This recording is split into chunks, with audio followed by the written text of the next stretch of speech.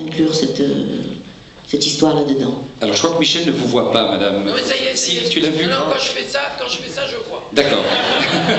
Ouais, tu vois, mais moi j'ai pas entendu, j'ai surtout entendu. Est-ce que tu sais pas dit T'as pas entendu? La dame te demande pourquoi on a choisi dans une comédie, vous m'arrêtez si je dis une bêtise divertissante, on a choisi de traiter de la question des gens qui sont nés sous X. Je vais vous répondre, madame. C'est une question intéressante. La France.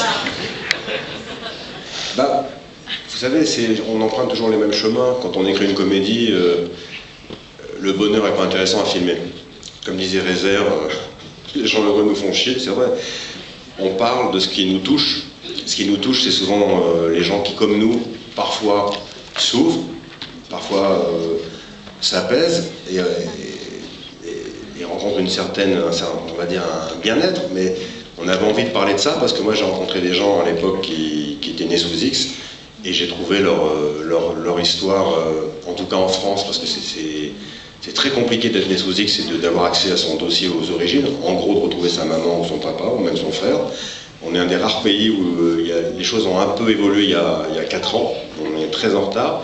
Et en fait, c'est le parcours du combattant. Et quelqu'un qui ne connaît pas d'où il vient, et ben c'est comme m'a dit une fois très joliment une dame qui était née sous X, c'est un peu comme si vous manquez le premier chapitre de votre livre. Et je trouvais que un personnage comme ça, qui avait cette fragilité-là, qui était un orphelin, lui aussi, en plus qu'il soit adopté par une dame de couleur, je trouvais que c'était un pied de nerf tout ce système qui est toujours le même et qui enferme les gens. Voilà.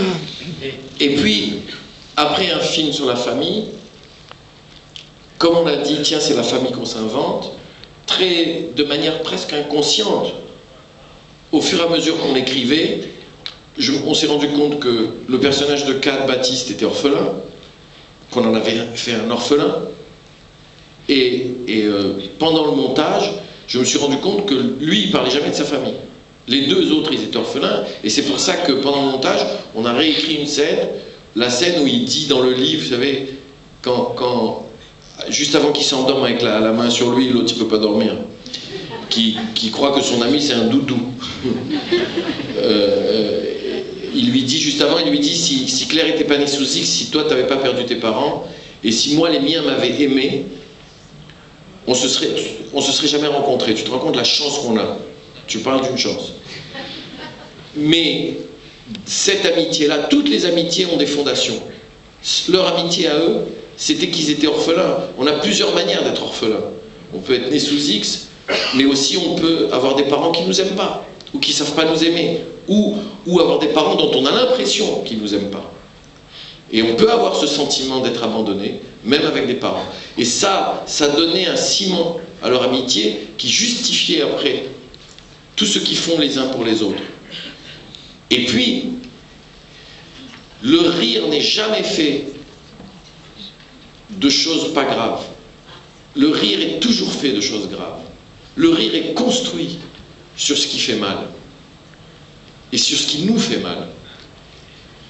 On ne rit jamais aussi bien que quand on traite des sujets qui font mal. C'est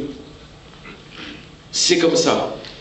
Donc, vous savez, quand on écrit, tous les deux, on pense d'abord à dire des choses qui nous touchent, qui nous tiennent à cœur. Et ensuite, on fait rire. Le rire, il vient après. Quand on écrit, quand on construit. Mais au départ, c'est nourri par des choses, en général, qui nous font mal. Sinon, on n'écrit pas.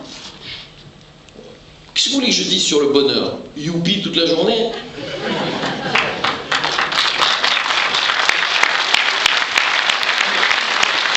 Il y avait une question.